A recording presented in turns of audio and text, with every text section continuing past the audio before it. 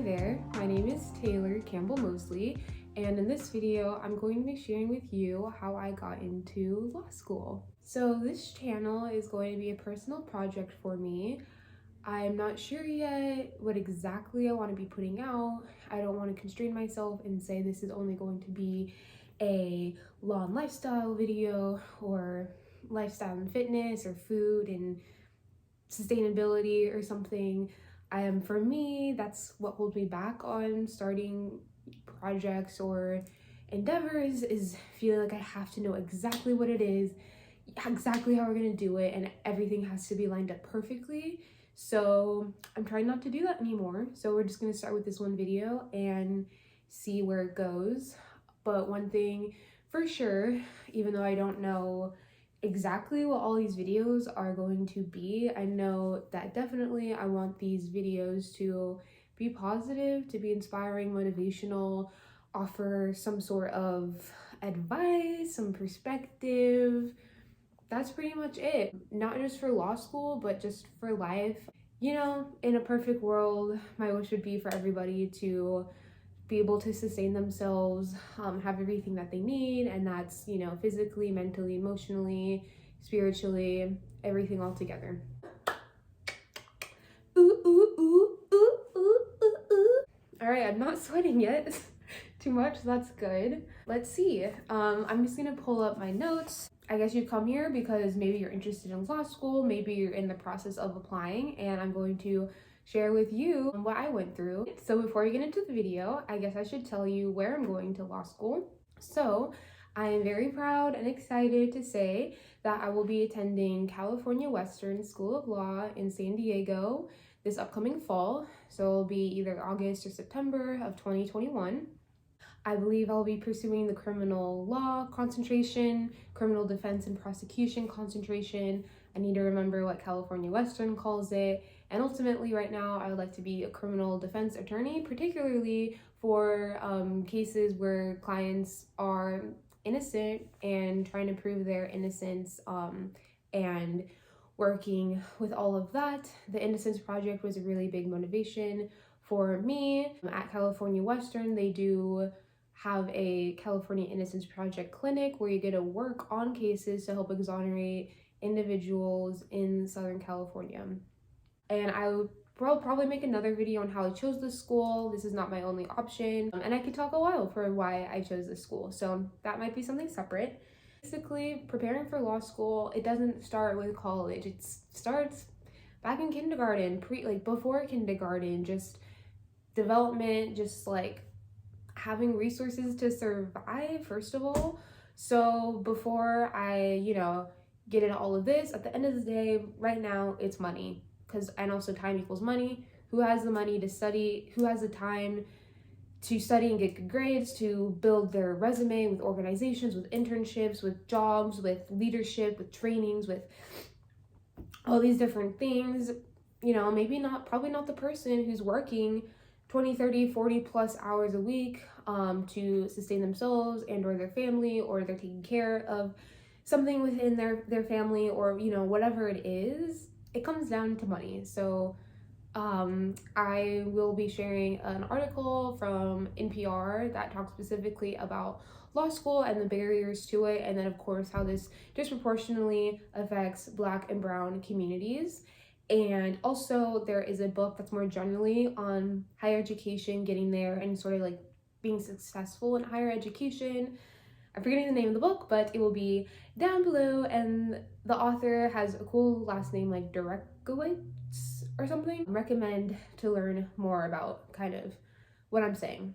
Just so we're all clear, the way I view it, it's very, it's privilege, it's expensive to get in, and that was just up until college. Like, it was very expensive to get the prep materials, to register to take the test, all the things you have to pay to apply. It's not just an application fee, it's these other fees. Really quickly, in high school, I was involved. I was on the cheer team for 4 years, National Honor Society. I guess I got good grades, not valedictorian. I feel like unweighted was 3 point, man, actually, I don't know, something, but I got good grades.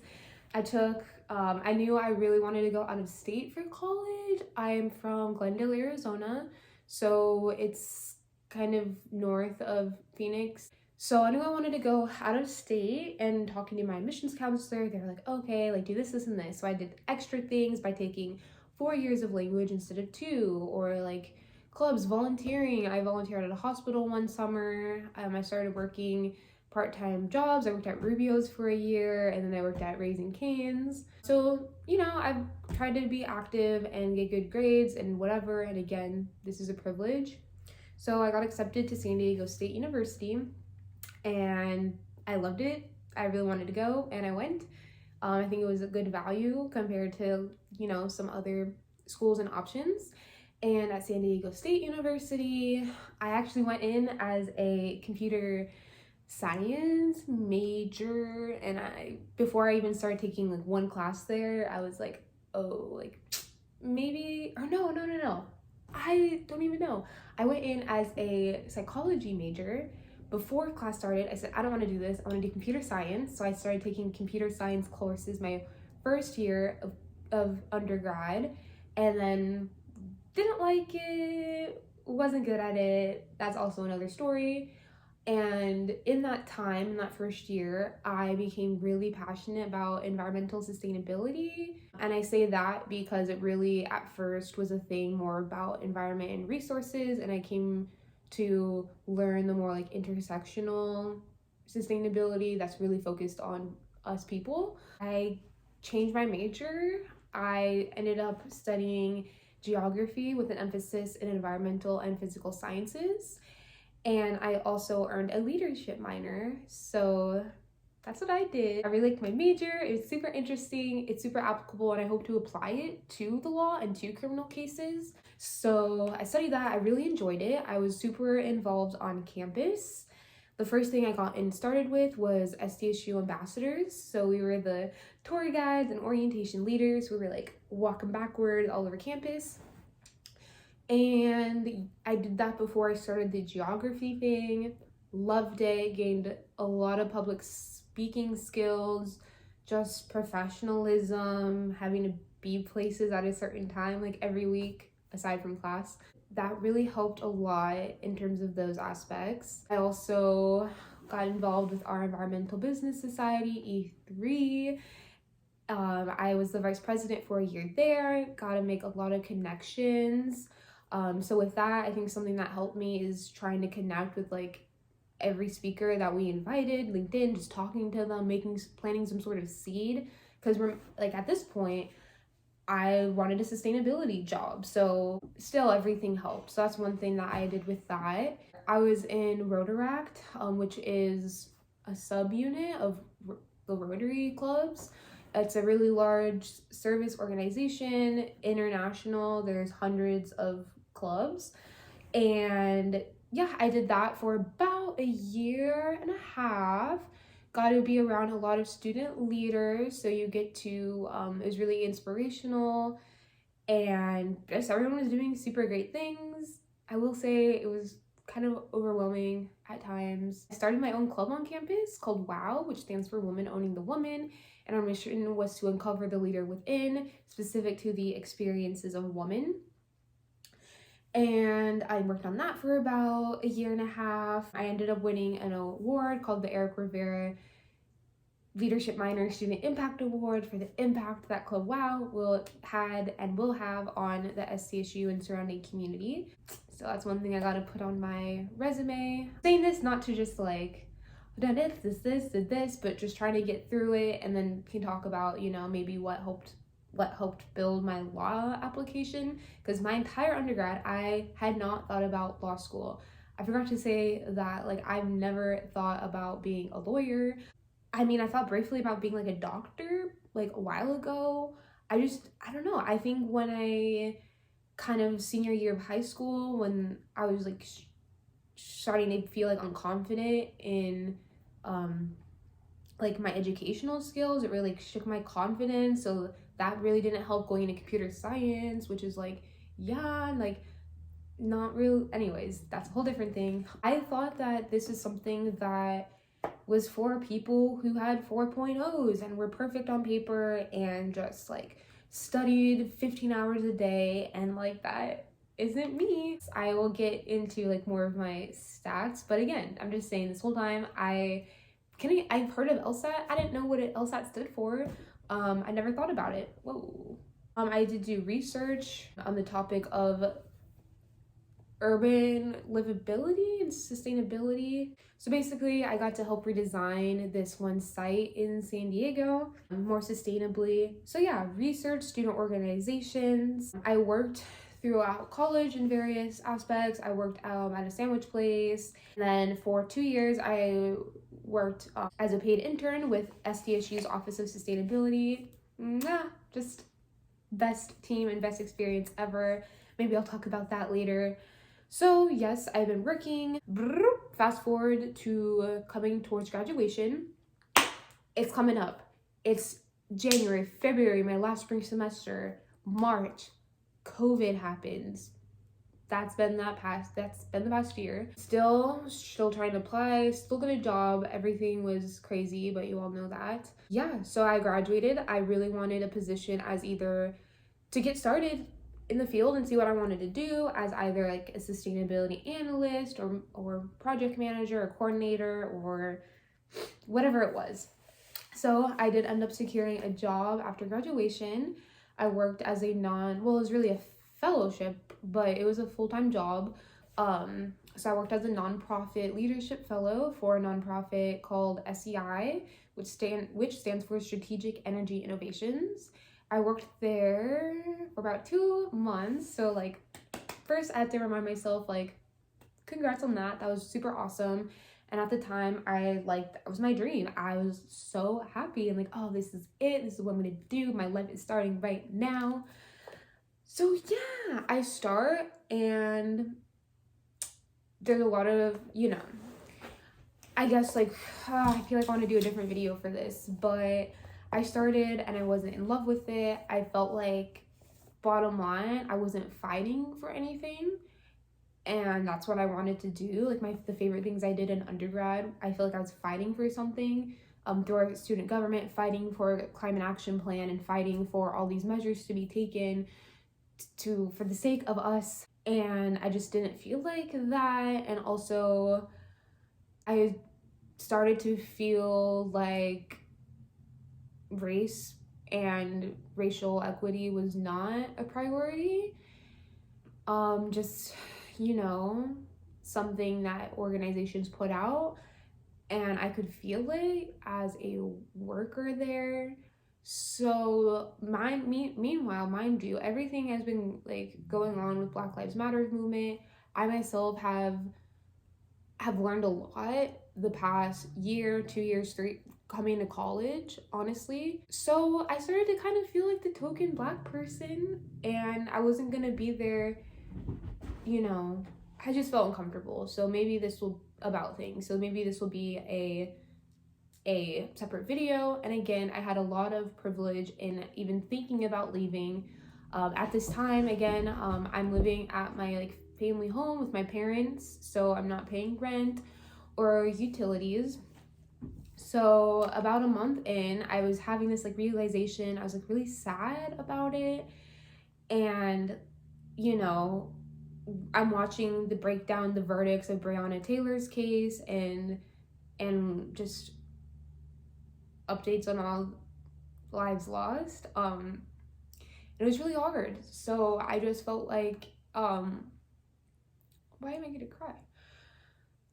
I don't know. I just felt like I was doing this sustainability work, which was super awesome, about energy and waste, and everybody does need to know more about it. But I just felt like, what's the point if certain people people that look like my family and other minorities will never see this because they're being killed on the street or killed in their home or locked in prison for life for something that they didn't do, or for something they did do but the judge just gave them extra stuff because of the color of their skin. So yeah, I just felt like I needed to do something to make sure that people are okay first before providing all these almost like secondary resources.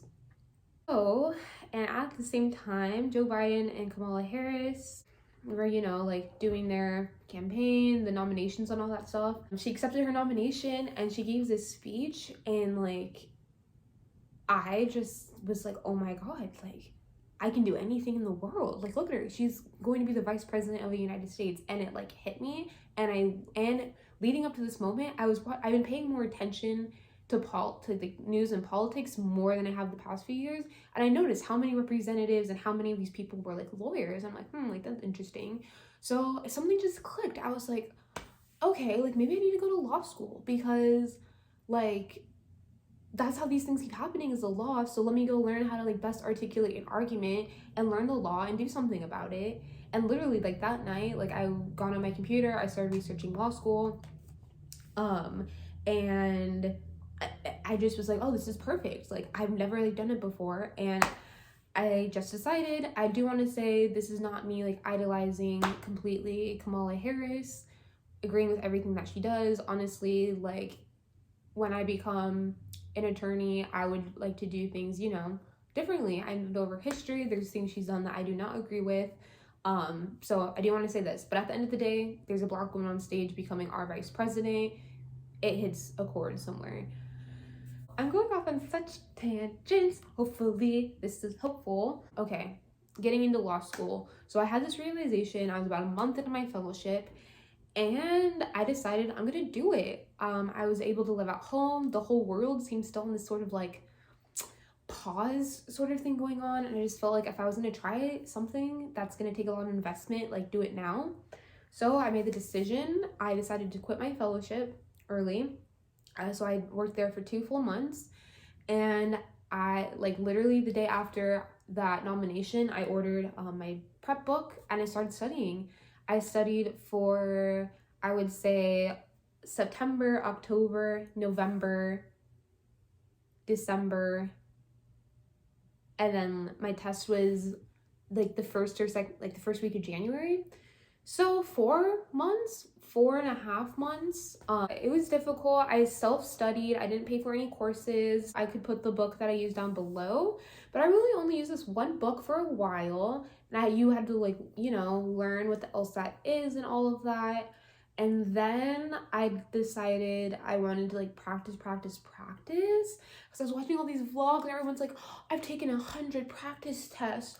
Oh, and I was like, what the So yeah, I got like the real practice test, and I would say after like the month or two of like initial like prep work, I would say the last like couple months I really just did practice tests. How I got here, initially quitting, I just, there's a lot of back and forth in my head. Like, am I doing the right thing? I have a job. Everyone, it's the middle of this pandemic and people want work, and I'm about to quit my job, and can I do it? And am I gonna get into a good school? And just like everything, wondering what my family would think for like trying to like do this and not working for a while. So I guess my first piece of advice with everything is to, it's gonna sound cliche, but try and follow your gut. I mean, with everything, you have to make your own decisions. That's how I felt. I'm gonna be on my own. Any student loans that I take on, like, this is my life. Like, so I can't even say like how I got like here. I've noticed that about myself the past few years. I'm like pretty confident in making decisions and then like sticking with them or pivoting and all of that. And, I don't know where that comes from. I think, just it's a lot of things. So I always told myself that, and I know it was the right decision. I mean, I got into law school, the one I wanted, but 6 months ago, I was so scared I was making the wrong decision and like going after this thing super quickly. Also, I mentioned the LSAT, so I have my like little mantras written down. Believe it can be you. Like, seriously, stop. It can be you. Yeah, you. I don't want to point. I feel like that's so rude. But literally, it can be you. Like, again, so I feel like it can get hard if you're just on like watching YouTube channels and just seeing like, oh, how I scored on 171 and got in, or was it Yeah, you can use that. How I scored 175 and got into Stanford and Yale and Brown and all this stuff. And I studied 20 hours a day and take 500 practice tests. Like, it seems like you're never gonna be enough. Or like, if you don't do that, like, you're not gonna like be that. Again, I feel like I sort of like had this realization in undergrad. If I'm being honest, I was not the person like studying 10 hours a day or like in the library every single day, every single week, or you know, trying to do like extra. I kind of like I tried in some classes, but like for the most part, I was just trying to like learn what I needed and put a lot of effort into things outside of classes, like my work and organizations. So I feel like, yeah, in undergrad, I already realized kind of that like I told myself that I don't need a 4.0 and I don't need like, I don't know, don't you feel like this culture is like sort of weird sometimes surrounding like education and like, I don't know, like who can grind the hardest?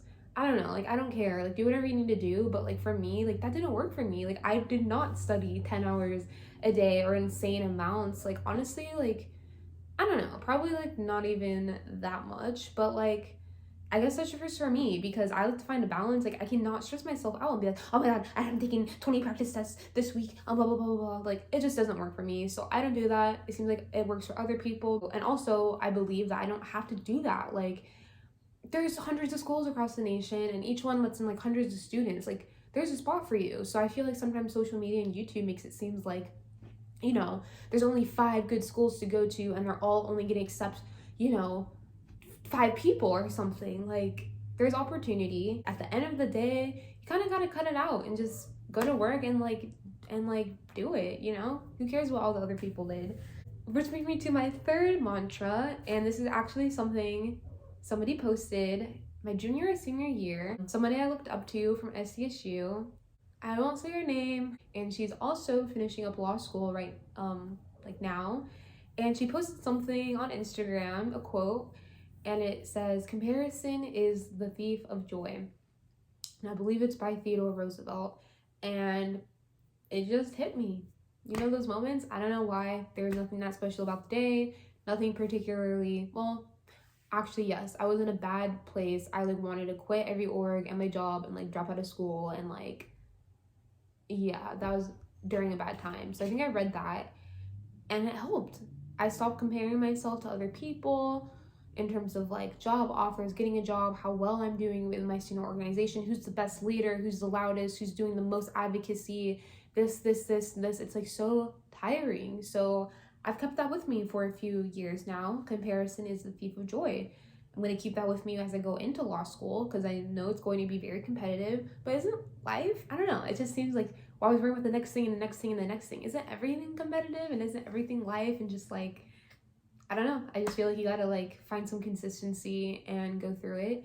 So that's one thing that I tried not to do. I've been realistic about where I thought I could get into and some like reach schools, but I didn't put myself out. I mean, I think I would be a great candidate. I'm passionate, I'm smart, like I'm educated, I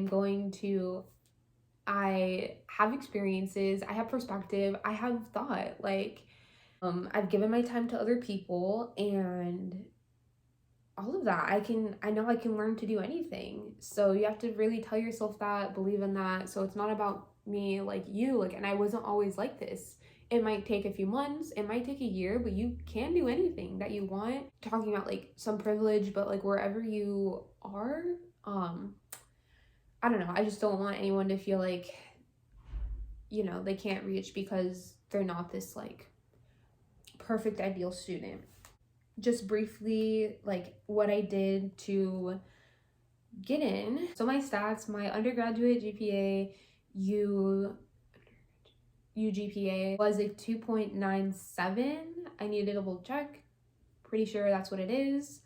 So yeah, to me, that wasn't good. To me, if you're below a 3.0, like I was like, oh. So yeah, I was kind of bummed when I didn't earn that. But still, I was like, oh well, like, got it. Like, I'm still gonna go out and be a positive person in this world. But yeah, and I didn't know I wanted to go to law school. So when I decided, I was kind of like, oh, like, now I know what people say when they're like, oh, just like try to get the best grade you can. So yeah, I didn't have a great GPA, and that kind of got in my head a little bit. Other than that though, I felt like I had things that could help me stand out. From what I understood, it seemed like law schools were looking for people who were willing to do the work, who are passionate and caring, who, you know, aren't just doing this because the lawyer seems like, you know, the staple profession, and consistency. So I mean, with my resume, I felt like I've contributed a lot to the community with various organizations and volunteering and things like that consistently for the past like 5 years, even after I graduated. I've also worked part-time again throughout the years, which shows commitment, and you know, you have to like support yourself somehow. Let's see, I also did different trainings. I took advantage of trainings in undergrad, so I got this GPro certification that the US Green Building Council offered for free with my school. Any sort of like things that maybe your like student life and leadership offices might offer, like leadership training or conflict styles or things like that. Really anything. Built up my resume. I took advantage of opportunities like getting to go on special like conferences or stuff like that that I put on. So all this stuff, to me, like as I was like reading it, I felt like I was someone who took on leadership positions, who actually like did something with it, who stayed busy, who stayed dedicated. Again, even though all this stuff had nothing with the law, they could see that generally I had a passion for sustainability and people and work towards it. So yeah, that's my GPA. That's kind of like my resume. In terms of my personal statement, again, I feel like I always want to do a separate one that goes through all of this. My personal statement for every school that I applied to was 2 pages long. I kept it succinct. Yeah, it took some editing. I feel like that helped. Again, I was just like genuine and authentic. I said why I want to go to school. I said who I am and what I can offer. And I guess some more advice is trying to be confident with it. You know, even if you don't believe in it, you want that person reading this paper to be like, oh, she is the shiz, or he or they, like, yes. And so that's kind of the attitude I've had the past like few months. Not like, oh yes, I'm gonna get into whatever school I want to for sure. Like, no, I had no idea. But what I did know is that I can be confident in myself, in yourself. You can be confident in what you're putting forward. You can be confident in that you're trying your best, trying the best that you can in that day, in that moment, and hope for the best. And again, I try to be an authentic version of yourself, and hope a school will see that. And the schools that saw that offered me something, and then maybe the schools that didn't see that, I guess that means they're not the right school for me, because I know what I can offer and what I can do in this profession and for people.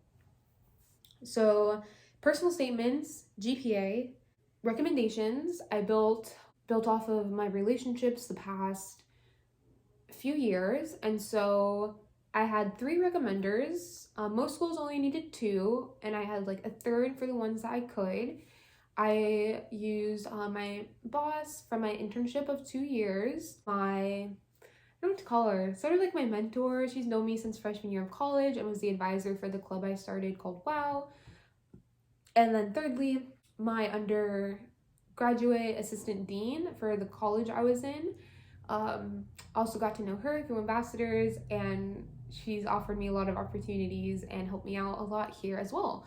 So again, I want to talk about that separately, but having some solid recommendations, you can start thinking about that freshman year of college, or before, I guess. And then lastly, maybe what some of you are wondering about is my LSAT score. So again, with my 2.97, the schools that I was looking to get into, my top two schools are both tied for first place, were California Western and Howard. And then other than that, I was really applying all over, mostly in DC and California for different reasons, but all over the United States. And so with all these different schools, a good amount of them, I was like, okay, like honestly, my GPA was below every single threshold, below the 50%, and then there's like the 25% centile. And basically, okay, let's say the 50th percentile GPA is a 3.5. That means that, oh god, I can't even explain this. whatever. My GPA was like below the 25th percentile, which means that like less than 25% of the population going scored that score. So like a very small amount of people had below like a low GPA. So that makes me think like, oh, like, well, like hopefully I'm one of those few small amounts of people. For my LSAT, I had no idea what I was gonna get. I think when I was practice testing my first one, I think my diagnostic test, I did get a 151. And then the few weeks following that, I got like a 151, 150. I went down to like a 149 or 148. So I guess average was kind of like a 150. And for the schools I was looking at, I was like slightly discouraged because my GPA was below and my practice LSAT score was like either just at the median or honestly below. I have it up here. I can look. I had a whole spreadsheet of the law schools and information about them and all of that. So I can do something else with all of this and more like organizational things that helped. Yeah, California Western, their average LSAT was a 151, median average GPA 3.26, and these are for like their admitted like or like the class that's actually going to the school. For Howard, their median average LSAT was 153. I don't have the GPA written here for some reason, but I believe it was a little lower than California Western. I also applied to American University, average LSAT 160, U of A, average LSAT 162, Georgetown 167, so UC Berkeley 168. Those schools I didn't even end up applying to because I already like chose where I'm going. So yeah, I'm just saying that I was like kind of there, so I was just hoping for the best. By the time the LSAT was coming up, which I took the January one in 2021, it was like January 7th, 8th, or 9th, or 11th or something. By the time I took it, I was scoring like a 158, and I got a 160 like once or twice, and I was like, oh my gosh, like if I get a 160, like I will be so happy. Again, like most people are studying for like 6 months to a year, and I studied for like 4 months, so I was a little nervous, but I was like, So I took the test. I want to do something that talks about like what I did to prepare. I tried not to freak out that much the week leading up to it. I didn't extra study, if anything, maybe a little less, which that might not work for you. It was whenever they were like counting all the electoral votes, so it was very distracting a few days leading up to the LSAT. Each day being like, when are they gonna count the votes? When are they gonna count the votes? When are they gonna count the votes? So yeah, I kind of was like a bit distracted. The day of the test, I made sure everything was perfect. Anyways, that's a whole different thing. Waited a few weeks. Okay, so you guys want to hear what I got? Okay, so I ended up scoring a 158. Oh my god, my cats are freaking out over this. Okay, so I ended up scoring a 158. I was sort of bummed. I wanted the 160, and I was like, you know what? I'm gonna use this. I'm gonna use the score. We got this far. Yeah, I think it'll be good.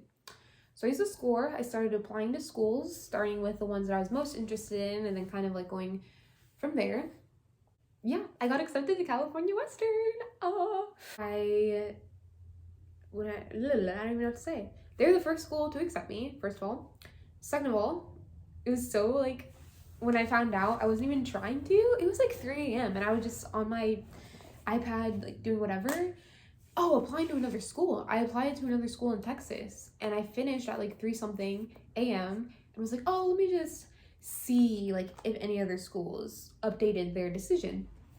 So I go on Gmail, I searched law and just scroll through and see like what I got, and there's one from California Western. I just click on it thinking it's another like promotional student thing, and it says congratulations. You have been admitted, and whatever it said. And it said I had been given a scholarship, and that my scholarship award would be like sent to me. So I'm crying.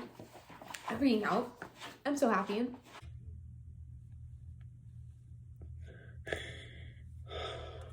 I got accepted to my top school.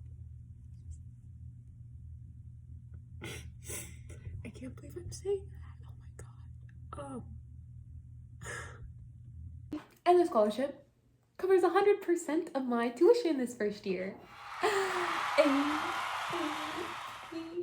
So I'm happy.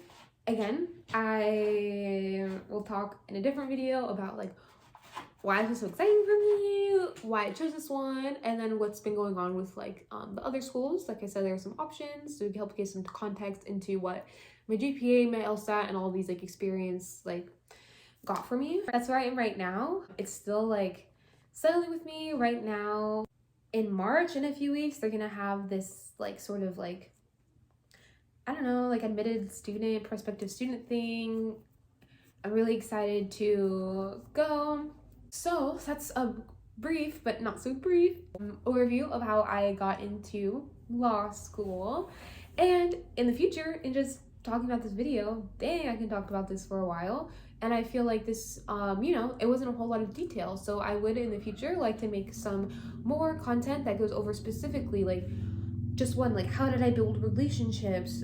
Like 2, it's just studying for the LSAT. 3, just like self-care and like those tips to keep your mind okay during all this stress. My personal statement, I would like to share like the process in that and, you know, different perspective. Oh, I forgot to say, I also uploaded diversity statements for schools that allowed me to. Definitely recommend that. If you have anything that makes you diverse, I think you should write about it. For me, I talked mostly about being a Black woman. Yeah. To put it all in one, I hope that this so far maybe give you some inspiration in terms of like, again, I'm not like this perfect person. I didn't have the perfect GPA, and even the involvements that I did, I wasn't perfect. I kind of felt crappy all of the time. Like I wasn't doing enough, never doing enough, never being good enough, never being selfless enough, never like being all of this. So it's definitely been an up and down journey, and so I hope that this maybe inspires you to go after whatever it is that you're hoping to, whether it's law school or not. And to re-say my sort of mantras that helped out would be 1, to follow your gut, which goes with making your own decisions. Yeah, and I feel like with that, trying to be okay with saying no, you know? To my ladies especially, try to practice saying no, and that I think will help you make some decisions for yourself. 2, believe it can be you. Anything can happen. It can be you. There's no reason it can't be. And 3, comparison is the thief of joy. So you are you, it's truer than you, whatever that poem is. But really, I mean, no 2 people are gonna be alike. No 2 people's stories are gonna be the same. And you know, you can try and copy and mirror what other people are doing. Take what you need to, definitely copy, like, you know, like basic things. Like I'm not the first person to like use these tips to build relationships. I'm not the first person who's gotten involved in organizations to build their resume. Like obviously, like this is all like taken from what I've seen from other people, but still, just, you know, you're gonna be you. You can never be anybody else, and you're good enough. So you just have to put the pieces together and make it work. I hope this was positive, uplifting. Please, if you're watching this, let me know if this was helpful, what was, what wasn't, what you would like to know or learn about, or what I can offer for you. I guess with that, thanks for watching my first YouTube video, and I hope to see you again. All right, thanks. Peace. Treasures on my knees, to me they're both the same.